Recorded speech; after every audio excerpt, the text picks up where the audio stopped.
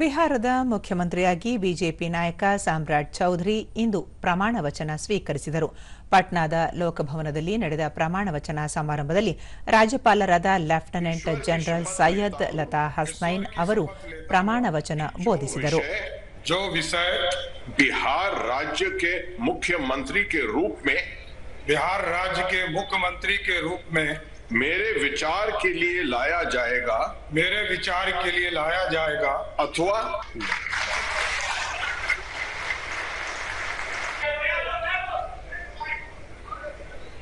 मैं ಇವರ ಜೊತೆಗೆ ಜೆಡಿಯು ನಾಯಕರಾದ ವಿಜೇಂದ್ರ ಪ್ರಸಾದ್ ಯಾದವ್ ಹಾಗೂ ವಿಜಯ್ ಕುಮಾರ್ ಚೌಧರಿ ಅವರು ಉಪಮುಖ್ಯಮಂತ್ರಿಗಳಾಗಿ ಅಧಿಕಾರ ಸ್ವೀಕರಿಸಿದರು. ಮುಖ್ಯಮಂತ್ರಿಯಾಗಿ ಪ್ರಮಾಣ ವಚನ ಸ್ವೀಕರಿಸಿದ ಸಾಮ್ರಾಟ್ ಚೌಧರಿ ಅವರನ್ನು ಪ್ರಧಾನಿ ನರೇಂದ್ರ ಮೋದಿ ಅಭಿನಂದಿಸಿದ್ದಾರೆ. ಸಾಮಾಜಿಕ ಮಾಧ್ಯಮ ಪೋಸ್ಟ್ನಲ್ಲಿ ಪ್ರಧಾನಿ ಸಾಮ್ರಾಟ್ ಚೌಧರಿ ಅವರ ಶಕ್ತಿ, ಸಾರ್ವಜನಿಕ ಸೇವೆಗೆ ಸಮರ್ಪಣೆ ಮತ್ತು ತಳಮಟ್ಟದ ಅನುಭವವು ರಾಜ್ಯಕ್ಕೆ ಅತ್ಯಂತ ಪ್ರಯೋಜನಕಾರಿ ಎಂದು ಸಾಬೀತುಪಡಿಸುತ್ತದೆ ಎಂದು ಹೇಳಿದ್ದಾರೆ.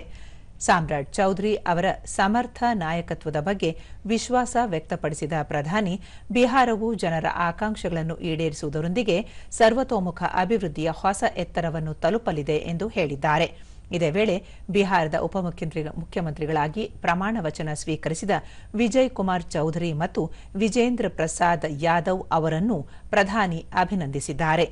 ಅವರ ತಳಮಟ್ಟದ ಅನುಭವ ಮತ್ತು ಸಾಮಾಜಿಕ ಕಲ್ಯಾಣಕ್ಕೆ ಬದ್ಧತೆಯು ರಾಜ್ಯದ ಅಭಿವೃದ್ಧಿಗೆ ಹೊಸ ನಿರ್ದೇಶನ ಮತ್ತು ಆವೇಗವನ್ನು ನೀಡುತ್ತದೆ ಎಂದು ಹೇಳಿದ್ದಾರೆ.